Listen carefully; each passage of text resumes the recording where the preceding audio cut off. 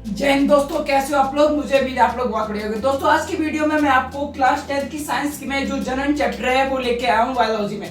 दोस्तों आप वीडियो को एंड तक वॉच कीजिए और आज की वीडियो में मैं कुछ आउटलाइन ही बताऊंगा आपको चैप्टर में, और जिससे कि दोस्तों आपको चैप्टर समझने में बहुत आसानी रहेगी। बस आपको क्या करना है दोस्तों, वीडियो को एंड तक वॉच करना है। दोस्तों जो इस अध्याय में हमें पढ़ना होता है वो जनन पढ़ना होता है, और जनन के प्रकार पढ़ेंगे, नर जनन तंत्र पढ़ेंगे, मादा जनन तंत्र पढ़ेंगे, पुष्प और पादपों में लैंगिक जनन पढ़ेंगे और जनन स्वास्थ्य पढ़ेंगे।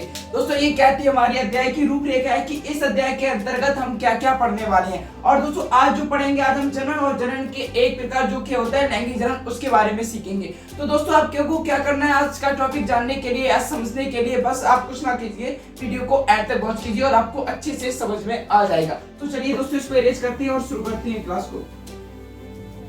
तो दोस्तों अगर पहली बात की जाए कि जनन क्या होता है, तो दोस्तों जनन यहाँ पे देखिए हेडिंग पहले से ही पढ़ी है, मैं फिर से डाल रहा हूँ कि जनन क्या होता है।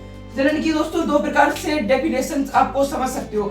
जनन दोस्तों जीव जिस प्रक्रम द्वारा अपनी संख्या में वृद्धि करते हैं उसे जनन कहते हैं। या आपको ये पसंद नहीं तो आप ये भी कह सकते हो कि अपनी जैसी समान संतति उत्पन्न करना ही जनन है। ये बात आपको समझ में आ गई होगी कि अपनी जैसी समान संतति उत्पन्न करना ही जनन है। अर्थात दोस्तों ऐसे समझ सकते हो जो मनुष्य है, मनुष्य दोस्तों मनुष्य को ही जन्म देता है, वो दोस्तों अपने जैसी समान संतति को जन्म देता है। तो दोस्तों अब डायरेक्ट टॉपिक की तरफ चलते हैं कि जनन के कितने प्रकार होते हैं। तो दोस्तों जनन के दो प्रकार होते हैं, आपको पता होना चाहिए। एक होता है दोस्तों लैंगिक जनन,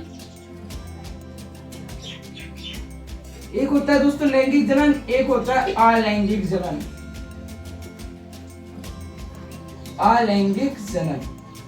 तो दोस्तों आज हम किस टॉपिक को सीखेंगे, आज हम सीखेंगे लैंगिक जनन, जिसे हम इंग्लिश में सेक्सुअल रिप्रोडक्शन कहते हैं। तो दोस्तों आज की वीडियो में आप लैंगिक जनन जो सीखोगे वो मनुष्यों में सीखोगे। किसमें सीखोगे दोस्तों, मनुष्यों में। तो दोस्तों इसको भी इरेज करने पर आपको जो आज पढ़ना है वो लैंगिक जनन ही पढ़ना है। तो दोस्तों लैंगिक जनन, जैसा कि यहाँ पर हेडिंग पढ़ चुकी है लैंगिक जनन। तो दोस्तों लैंगिक जनन पढ़ने से पहले आपको एक चीज और यहाँ पे ध्यान रखनी है, आप युग्मक देख लो, युग्मक कितने प्रकार के होते हैं, तभी आपको दोस्तों लैंगिक जनन समझ में आएगा कि लैंगिक जनन है क्या। तो दोस्तों आपके लैंगिक युग्मक जो होते हैं, जो दो प्रकार की होती है, एक नर युग्मक, एक मादा युग्मक। नर युग्मक जो कि पुरुषों में होता है, मादा युग्मक जो कि स्त्रियों यानी महिलाओं में होता है। तो दोस्तों आज आप लैंगिक जनन को सीखोगे कैसे। तो दोस्तों लैंगिक जनन की अगर परिभाषा की बात की जाए तो वो ये हो जाएगी, जहां पर नर और मादा दोनों भाग लेते हैं वहीं पर लैंगिक जनन होता है। क्या मैंने डेफिनेशन बताई दोस्तों, जहां पर नर और मादा दोनों ही भाग लेंगे। लैंगिक जनन में दोस्तों नर भी भाग लेगा प्लस मादा भी भाग लेगा। लैंगिक जनन कब होगा, जब दोस्तों नर भी भाग लेगा और मादा भी भाग लेगा, तभी दोस्तों लैंगिक जनन होना संभव है। तभी तो दोस्तों मनुष्यों में लैंगिक जनन होता है, क्योंकि इसमें नर भी भाग लेता है और मादा भी भाग लेती है। तो दोस्तों नर और मादा को सुनने के लिए दोस्तों जिसमें नर होता है, उसे हम क्या कहते हैं, शुक्राणु। जो दोस्तों नर होता है उसको हम क्या बोलते हैं, शुक्राणु। नर को शुक्राणु, जिसकी दोस्तों इस टाइप की कुछ संरचना होती है। और जो दोस्तों मादा होता है उसे हम बोलते हैं अंडाणु। मादा को बोलते हैं दोस्तों अंडाणु, जिसकी संरचना कुछ इस प्रकार की होती है। अब दोस्तों बात आती है कि शुक्राणु क्या है कि अंडाणु क्या है। दोस्तों जो शुक्राणु है वो बहुत ही आसान से समझ सकते हो, जैसा कि ये डायग्राम कुछ इस प्रकार का होता है आपका शुक्राणु। तो दोस्तों जो शुक्राणु होता है वो दोस्तों चलायमान होता है, अथवा दोस्तों शुक्राणु गति कर सकता है और वहीं आपका अंडाणु गति नहीं करता है। तो आपका ये अंतर भी हो गया कि शुक्राणु और अंडाणु में क्या अंतर है। शुक्राणु दोस्तों गति करता है और अंडाणु गति नहीं करता है। अब बात की जाए दूसरी चीज की, दोस्तों जब तक शुक्राणु अंडाणु में नहीं पहुंचता है तब तक वो अगुणित रहता है। क्या दोस्तों, जब तक शुक्राणु अंडाणु में नहीं पहुंचेगा वो कैसा रहेगा, अगुणित रहेगा। कैसा रहेगा दोस्तों, अगुणित रहेगा। और जब तक अंडाणु शुक्राणु तक नहीं आता है वो तो आएगा ही नहीं, जब तक शुक्राणु अंडाणु के पास नहीं पहुंचेगा तब तक अंडाणु अगुणित रहता है। उम्मीद है दोस्तों आपको ये बातें अच्छे से समझ में आ गई होंगी। अब मैं पढ़ता हूँ टॉपिक के आगे की तरफ। तो जो आपकी जो हेडिंग थी वो यही थी, लैंगिक जनन।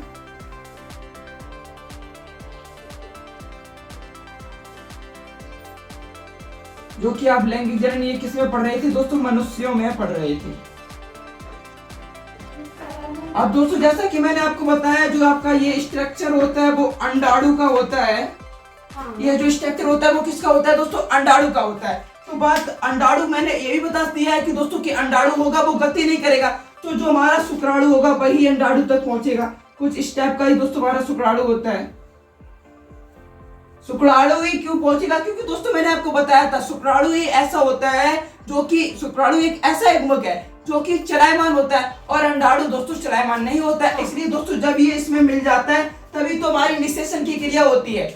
जब दोस्तों शुक्राणु अंडाणु से मिलता है, निषेचन की क्रिया कैसे होती है, इसे क्या कहते हैं दोस्तों, जब शुक्राणु का अंडाणु से मिलना होता है तभी निषेचन की क्रिया होती है। जैसे दोस्तों किसका निर्माण होता है, जाइगोट का निर्माण होता है या युग्मनज बनते हैं। यही तो दोस्तों युग्मनज बनते हैं जहां पर जाइगोट का बनाता है। कब होता है, जब दोस्तों शुक्राणु अंडाणु से मिलता है तभी जाइगोट का निर्माण होता है। आज की वीडियो में मैं दोस्तों यहीं तक रखूंगा और आप अपना रिस्पॉन्स बताइए कि आपको ये चैप्टर समझ में आ रहा है तो मैं आगे कराऊंगा, अन्यथा की स्थिति पे नहीं कराऊंगा। तो आप अपना राय देना मत भूलिएगा दोस्तों, आपको वीडियो कैसा समझ में आया। और ऐसे ही हम दोस्तों टॉपिक वे 1 by 1 पूरा सीख लेंगे। मिलते हैं आपको नेक्स्ट वीडियो में, आप अपनी राय देना मत भूलिएगा।